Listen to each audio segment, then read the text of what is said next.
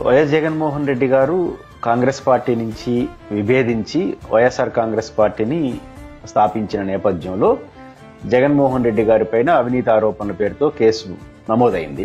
Case పెట్టిన నేపథ్యంలో జగన్మోహన్ రెడ్డి గారిని అరెస్ట్ చేయడం, 16 నెలలు జైల్లో ఉండడం, ఆ తర్వాత విడుదల కావడం, తర్వాత రాజకీయ పరిణామాలని మనకు తెలిసింది. కానీ జగన్మోహన్ రెడ్డి గారి మీద పెట్టిన కేసు యొక్క ఉద్దేశం ఏదో అవినీతి అనో లేదా కిట్పోకోనో వీటి కన్నా మొత్తం పరిణామాలు పరిచినప్పుడు జగన్మోహన్ రెడ్డి గారి పార్టీని స్థాపించిన నేపథ్యంలో స్టార్టింగ్ లోనే కానీ ఆయన్ని అరెస్ట్ చేసి ఎక్కువ రోజులు జైల్లో పెడితే జగన్మోహన్ రెడ్డి గారి పార్టీ ప్రారంభంలోనే ఫినిష్ అయిపోతుంది అనే కోరికే ఎక్కువ కనపడుతుంది. లేకపోతే 7 సంవత్సరాల లోబడి శిక్ష పడే కేసు ఉంటే 60 రోజుల్లో బెయిల్ ఇయ్యాలనుంది. 7 సంవత్సరాల పైబడి కేసు ఉంటే 90 రోజుల్లో బెయిల్ ఇయ్యాలి. అలాంటిది 16 నెలల పాటు విచారణ పేరుతో వివిధ రకాల కేసుల పేరుతో ఆయన జైల్లో పెట్టడం అంటే ఎక్కువ రోజులు జైల్లో ఉంచడం అనేది ఆ రోజు అర్థమైంది. ఈ క్రమంలో చేయకూడని తప్పులని ఆ రోజు ప్రభుత్వం వ్యవస్థలు చేశాయి. ఆ రోజు వాళ్ళు చేసిన తప్పులే ఈ రోజు ఆ కేసు నుంచి జగన్మోహన్ రెడ్డి గారు బయటపడడానికి దారి తీస్తా ఉంది అనేది నాకున్న ప్రాథమిక అవగాహన. కొంతమంది పారిశ్రామికవేత్తలు కూడా అప్డేట్ ఏమేశారు, మేము ఇష్టపూర్వకంగా జగన్ కంపెనీల్లో పెట్టుబడులు పెట్టాము, ఇష్టపూర్వకంగా పెట్టడం కాకుండా నష్టపోయామని అంట. నష్టపోవడం కాదు, కొన్ని షేర్లు అదనంగా సంపాదించుకున్నాం. అంటే 10 రూపాయలు పెట్టి షేర్ కొన్నారనుకోరు, 12 రూపాయలకు అమ్ముకున్నారు. అంటే మేము లాభపడ్డాం, అంటే మేము మోసపోయింది ఎక్కడ, చీటింగ్ ఎక్కడ, కాబట్టి మేము మోసపోలేదు వాళ్ళు అప్డేట్లు వేశారు. ఫలితంగా ప్రభుత్వ జీవోలు కరెక్ట్, ఐఏఎస్ ఆఫీసర్లు లిఫ్ట్ వస్తా ఉంది.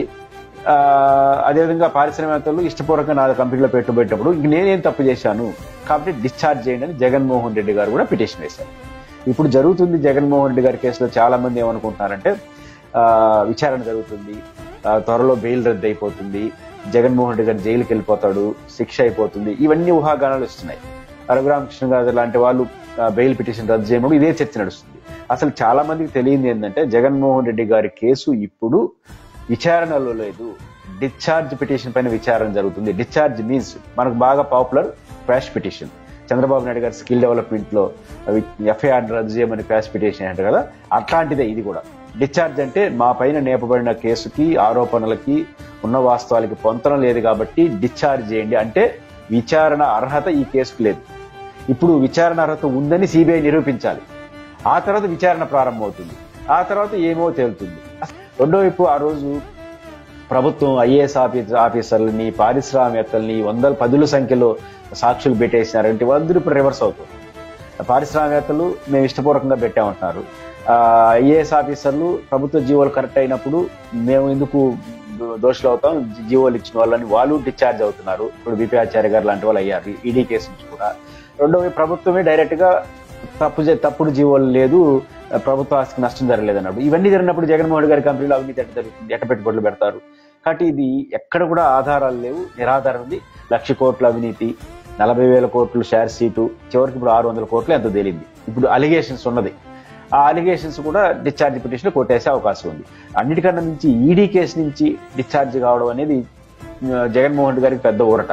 ఇది బిపి ఆచార్య గారు ఈడీ కేసు అంటే ఎన్ఫోర్స్మెంట్ డైరెక్టర్ చేసింది, సిబిఐ కేసు వేరు, ఈడీ కేసు వేరు, దాని నుంచి కూడా డిశ్చార్జ్ చేయాలి. ఇప్పుడు ఆ జీవో ఇచ్చిన ఐఏఎస్ ఆఫీసర్ డిశ్చార్జ్ అయిపోయిన తర్వాత, కేసు కొట్టేసిన తర్వాత ఇంకా జీవో ద్వారా లబ్ధి పొందిన పేరుతో జగన్మోహన్ రెడ్డి గారు పెట్టుబడులు పెడితే ఎట్లా కేసు అవుతుంది? కాబట్టి ఏ కాంటెస్ట్ లో చూసినా నా అంచనా ప్రకారం ఏం జరుగుతుందో చూడాలి. డిశ్చార్జ్ స్థాయిలోనే, విచారణ కాదు, డిశ్చార్జ్ స్థాయిలోనే సిబిఐ కేసు నుంచి జగన్మోహన్ రెడ్డి గారు బయటపడే అవకాశం ఉంది.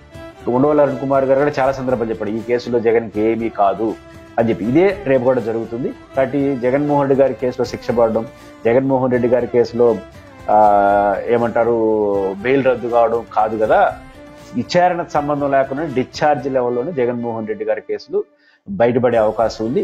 ఈ రోజు బిపి ఆచార్య గారికి సంబంధించి కానీ గతంలో శ్రీలక్ష్మి లాంటి వారికి ఇచ్చిన రిలీఫ్ అన్ని చూసుకున్నప్పుడు ఈ కాంటెస్ట్ లో జగన్మోహన్ రెడ్డి గారి కేసుల్లో జగన్మోహన్ రెడ్డి గారిని ఎవ్వరూ ఏమీ చేయలేరు.